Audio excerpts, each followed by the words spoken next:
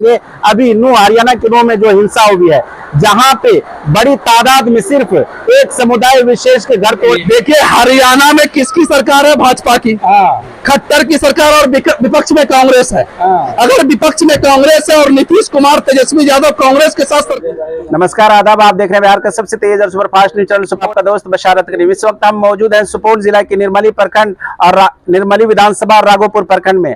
आज देख रहे हैं कि अभी नू हरियाणा के नू में जो हिंसा हुई है, जहां पे बड़ी तादाद में सिर्फ एक समुदाय विशेष के घर तोड़े जा रहे हैं, दुकानों को तोड़ दिया गया है, जबकि अब वहां के लोगों का स्टेटमेंट आ रहा है कि हम लोग उस हिंसा में शामिल नहीं थे। तो आखिर ये टारगेट और इस तरह के जो काम किए जा रहे हैं, क्या 2024 की तैयारी है ये? देखिए, हरियाणा में किसकी सरकार है? भाजपा की। खट्टर की सरकार और विपक्ष में कांग्रेस है। अगर विपक्ष में कांग्रेस है और नीतीश कुमार तेजस्वी यादव कांग्रेस के साथ सरकार चला रही है, तो ये विपक्षी पार्टियां वहां क्या कर रही है? सड़क पर क्यों नहीं उतर रही है? जुल्म सितम के खिलाफ विपक्षी पार्टी आवाज बुलंद क्यों नहीं कर रही है? इसलिए मैं दावे के साथ कहता हूं कि कांग्रेस और भाजपा एक ही सिक्का के दो पहलू है। और ये जो नीतीश कुमार और तेजस्वी यादव है, ये भाजपा और कांग्रेस के जो कठपुतली है, ये दोनों कठपुतली है। इन कठपुतलियों से अब न्याय की उम्मीद हमें नहीं है। हमें लगता है कि अब जो हमको अपने नारों के साथ आगे बढ़ना पड़ेगा। सबने दिया हमको चोट, अपनी पार्टी अपना वोट। देखिए, नो की हिंसा को लेकर के अभी लोग बहुत ज्यादा पसोपेश में मुबतला है। जिस तरह से वहां लोगों के घर तोड़े जा रहे हैं और दंगाई पत्रकार, जिसको हम लोग गोदी मीडिया कहते हैं, जो जहर बोल रहे हैं रात दिन, सिर्फ एक समुदाय विशेष को टारगेट बना करके और उनके ऊपर जुल्म किया जा रहा है, ऐसे लोगों के लिए आप क्या कहेंगे? अब देखिए, एक बात मैं आपको कहना चाहता हूँ। आप बहुत अच्छे पत्रकार हैं, हमेशा आपको मैं सुनता रहता हूँ। बशारत करीम साहब, आप हमको ये बताइए, सुपौल टाइम्स क्यों आया? सुपौल टाइम्स इसलिए बना कि ये मीडिया गोदी हो गई थी, जो नेशनल मीडिया थी ये गोदी हो गई थी। अरे 1, 2, 4 चैनल अगर आज जुल्म सितम के खिलाफ आवाज नहीं उठा रही है, आपकी चैनल तो उठा रही है। ऐसे लाखों करोड़ों यूट्यूबर हैं जो जुल्म सितम के खिलाफ अपनी आवाज को बुलंद कर रहे हैं। इसीलिए जब आप हैं तो हमें उसकी जरूरत नहीं है। देखिए, पत्ता पत्ता जख्म है, दर्द डाली डाली है और पूरा चमन पुकार रहा है, कौन हमारी मालिक? एक शायर ने कहा कि लोग टूट जाते हैं घर बनाने में, तुम तरस नहीं खाते बस्तियां जलाने में। जिन बेचारों ने अपनी दुकान बनाई है, वो चीख चीख करके वहां पे करे भैया हम इस हिंसा में शामिल नहीं थे।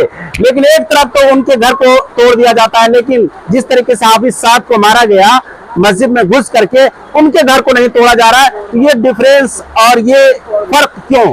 देखिए, ये सत्ता के संरक्षण प्राप्त आतंकवादी हैं। सत्ता के संरक्षण प्राप्त अपराधी हैं, सत्ता से संरक्षित अपराधी हैं, और ये कभी भी जो है सत्ता के इशारे पर ही कांड करते हैं। इसीलिए मैं तो आपको कह रहा हूं कि भाजपा और कांग्रेस एक तरफ सांप नाग है, दूसरी तरफ नागराज है। इन दोनों से हमें अब उम्मीद नहीं है। अब हमको सबने दिया हमको चोट, अपनी पार्टी अपना वोट। हरियाणा की हिंसा का जिम्मेदार किसको मानते हैं? खट्टर सरकार, भाजपा सरकार, कांग्रेस पार्टी, और कौन? क्या कर रहे हैं डीएमएसपी वहां के? क्यों नहीं? एक तरफ वो हिंसा करा रहे हैं और दूसरी तरफ जो मुख्य विपक्षी कांग्रेस है वो घर में चुप बैठी हुई है। तो इससे क्या साबित होता है? इससे साबित होता है कि दोनों का अलायंस है। दोनों चाहते हैं कि मुसलमानों पर, अकलियतों पर, दलितों पर जुल्म हो, ताकि ये डर से दुबक के हमको वोट करे। इसलिए ऐसा हो रहा है। आज अगर कांग्रेस पार्टी जिस तरीके से बैरिस्टर असदुद्दीन ओवैसी साहब अपनी आवाज बुलंद कर रहे हैं जुल्म सितम के खिलाफ, कांग्रेस की जिम्मेदारी है कि वो भाजपा से लड़े।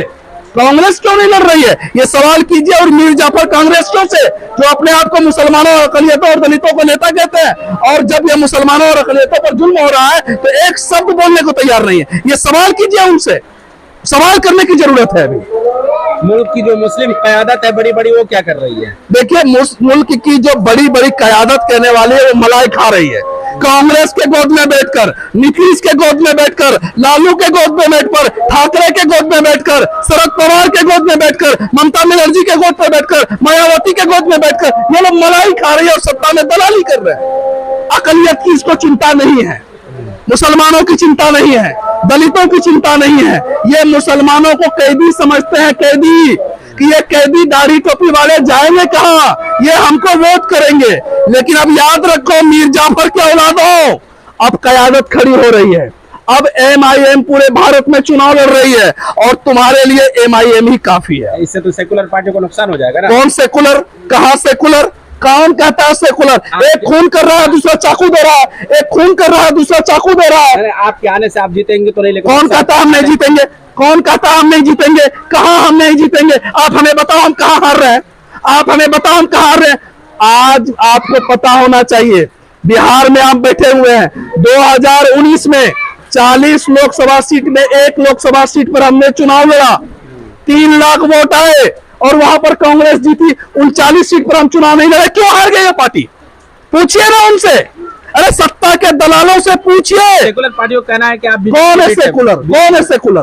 कौन है सेकुलर? इंडिया अरे कौन? नीतीश कुमार सेकुलर है? ये नीतीश कुमार सेकुलर है? ये राज ठाकरे सेकुलर है? ये ममता बनर्जी सेकुलर है? ये समाजवादी पार्टी सेकुलर है? अरे कौन सेकुलर है? सेकुलर मानते नहीं। मुजफ्फरनगर दंगा हुआ था, कौन थी सरकार में? इंडिया गठबंधन को आप सेकुलर मानते कौन नहीं। सेकुलर सरकार? ये दोनों एक सिक्का के दो पहलू हैं, एक सिक्का के दो पहलू। सेकुलर क्या शिवसेना के साथ अब सेकुलर है? अब शिवसेना के साथ सेकुलर है? गठबंधन में जितने, अरे भैया आप सेकुलर, शिवसेना के साथ सेकुलर है आप? वो तो इंडिया गठबंधन में है ना। सर जी कौन बना रहा है इंडिया गठबंधन? नीतीश कुमार के साथ में आप सेकुलर हैं।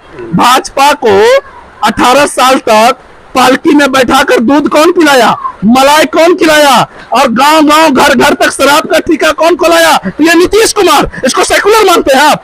इसको सेकुलर मानते हैं? और सत्ता के लालच में तेजस्वी यादव उलट के इधर पुलट के उधर, पलटू राम पलटू चाचा कहां बैठे हो? अभी चूतिया बनाते हो तुम लोगों को। तेजस्वी यादव, लोग समझदार हो चुका है, समझदार हो चुका है लोग।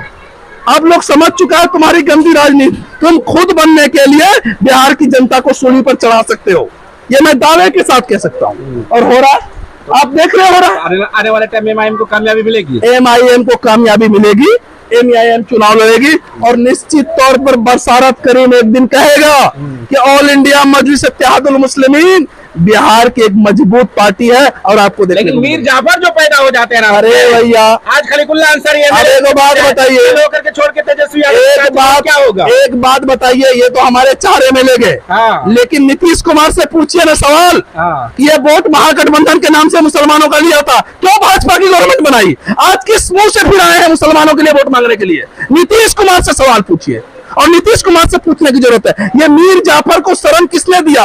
ये मीर जाफर को किसने तोड़ा? बाबरी मस्जिद तोड़ने वाले को हम माफ नहीं करेंगे, हमारे MIM को तोड़ने वाले को हम माफ नहीं करेंगे। याद दिला देंगे तेजस्वी यादव को आने वाले समय में, औकात बता देंगे सीमांचल में क्या होता है, MIM क्या ताकत है बता देंगे। आपका साथ देंगे। अरे भैया लोग हमारे साथ खड़े, आप देख नहीं रहे कौन लोग हैं? ये भाड़े पर लाए हुए लोग नहीं है सर, ये मजलिस के दीवाने हैं, ये बैरिस्टर असदुद्दीन ओवैसी साहब के दीवाने हैं, ये MIM के दीवाने हैं।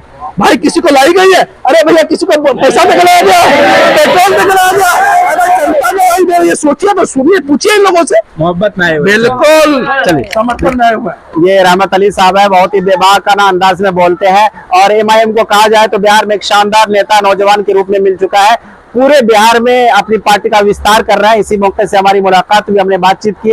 आपको इनकी ये बातें कैसी लगी हमें कमेंट करके जरूर बताएं। शुक्रिया, थैंक यू सो मच।